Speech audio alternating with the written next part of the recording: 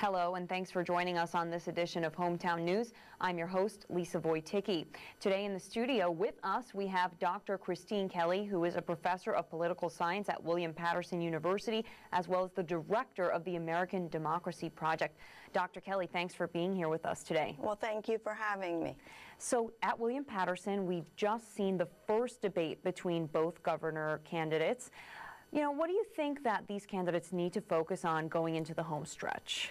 Well, there's so many issues facing New Jersey residents, but I think one of the topics that we all need to sort of bring to the forefront is the fact that voter engagement and the low turnout in the 2009 gubernatorial race really are the sort of elephant in the room.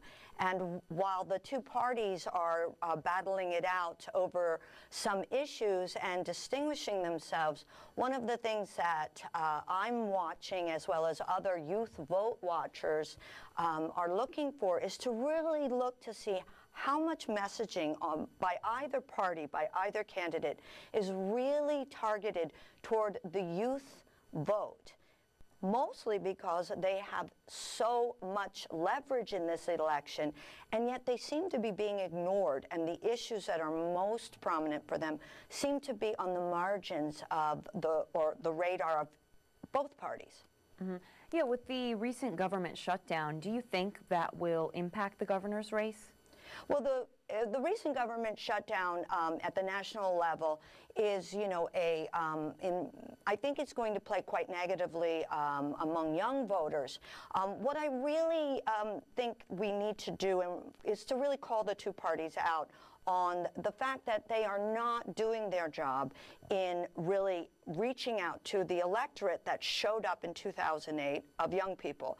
Almost 636,000 young people went to the polls in 2008, which was a huge uptick in the youth vote. That again, in 2012, we saw about 540,000 young people in New Jersey come out to the polls. These are New Jersey numbers. We have 1.2 million eligible young people.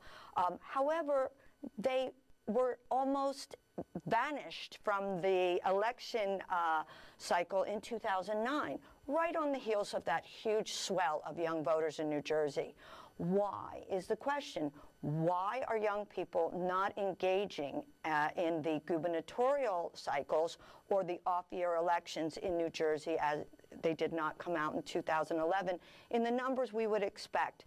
New Jerseyans did not come out really. I mean, it was 36% of the eligible electorate came out in 2009. Only 120,000 young people voted in 2009. We have to ask ourselves, are the two parties really competing? Are they really addressing the issues in a way that they are trying to bring more citizens into the electoral process? My observation is that they're not, and how they do that is to kind of sideline the big issues facing young people. Higher education costs, unemployment, jobs creation, and healthcare. Those are all very severe crises facing particularly 18 to 29-year-olds in New Jersey. Young people need to be spoken to directly by both parties, and I really feel like there is a negligence, an abandonment of the young voters. Mm-hmm. Yeah, and speaking of big issues, marriage equality in the Garden State is huge right now. Governor Christie has said in the past that he wants this issue on a referendum. How would this impact the governor's race? Well, there are a lot of complications to what the New Jersey Supreme Court decision will mean, and the governor has gone on the record in different times and in different places, but yes, he supports a referendum. You know, my mission as a professor, as a teacher, as an advocate for young voters, regardless of their political viewpoints, is to really encourage them to be part of the process. And I do feel that if you have a referendum on this issue without a large electorate being, enlivened, then how popular is a popular referendum? Do I think young people care about this issue, young voters?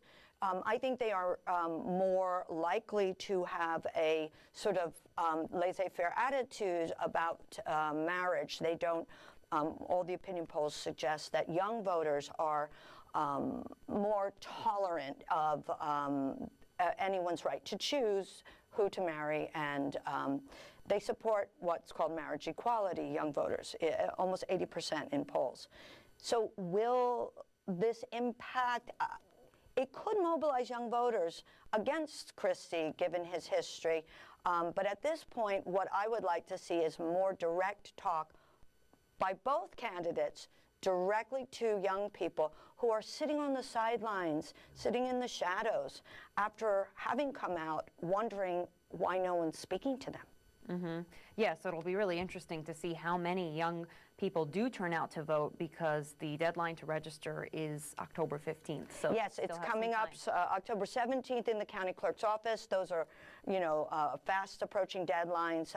We have our own methods on campus, but all voters in New Jersey, or potential voters in New Jersey, should know that there's still time to register. It's important to have an engaged citizenry. The future of the state rests on an active, engaged electorate. And when you have 500,000 young people missing from the last election cycle in New Jersey, we know they're there. We have to ask, are the two parties really doing their job? Right. And you know, speaking of turnout, one election that's creeping up on us even sooner is the U.S. Senate race between New York Mayor Cory Booker and Steve Lonegan. You know, as a political professor, what are you seeing right now in this race? You know, what do you think is happening here? How promising is the voter turnout with that, since it is happening so soon and on an off date, you know, October 15th, a random Tuesday? You know, I don't think we can say enough about the disconnect between the sort of the high turnout in the presidential election cycles of 2008 and 2012 and what's going on in our state. We never expect the same turnout in off-year elections that we do in presidential year, but the numbers still aren't adding up. Why is there such low voter turnout? And then when we talk about a special election such as this, right before a gubernatorial election, my guess is that we're going to see exceptionally low turnout. There seems to be a sort of sit-back attitude. Some people are calling the race already. And, you know, the numbers in polling suggest that Booker is way ahead. But, you know, I think that more than talking, you know, victors here, what we really need to talk about is, you know, really getting people in the process so that they begin to learn the skills to analyze the issues and really evaluate candidates. A lot of young people won't ever learn that if they don't learn it now. So it's a good civic lesson talking about a special election, but my guess is we're going to see people sort of sitting around waiting, since we don't make elections holidays in this country, you know, and given people's work lives, I think we'll probably see people in a much higher level of turning out for the gubernatorial election on November 5th. Right. Do you think the Senate race is closer than most people think? I think it's closer, but I don't think it's a hotly contested race.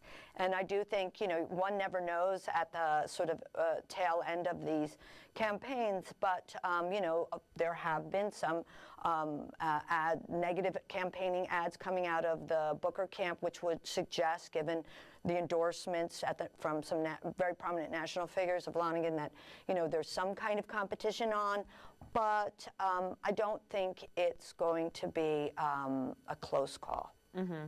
And lastly, you know, I just want to jump back to the governor's race for a second, because I thought about the fact that there's been a lot of bipartisan work going on. You know, a lot of Democrats are endorsing Republican Governor Chris Christie, and Barbara Buono has a limited amount of Republican sponsorship endorsements. Do you think that young voters, this kind of thing does make a difference in their minds? No, I really don't. And this, I think, is a very important, that's actually a great question, because what I think we're watching is the end of an industrial two-party system in New Jersey. This age of young people is a very digital age, and I say this almost metaphorically also. They don't identify with these hierarchical party structures with in-crowds and out-crowds, invested interests, and a sort of rusty approach to engagement.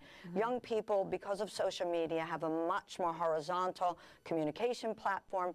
Their politics are driven by their issues, not so much by party ideology.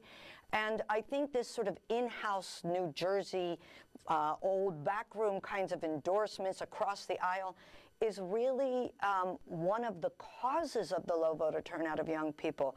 Young people want to see these candidates speak to them on the issues that matter in their lives through the platforms that they communicate through, like social media. And I think we are watching the transformation of the two-party system, I hope, or there's going to be an increasingly smaller and smaller electorate. This race in 2009, the governor won his seat on a margin of 87,000 votes only.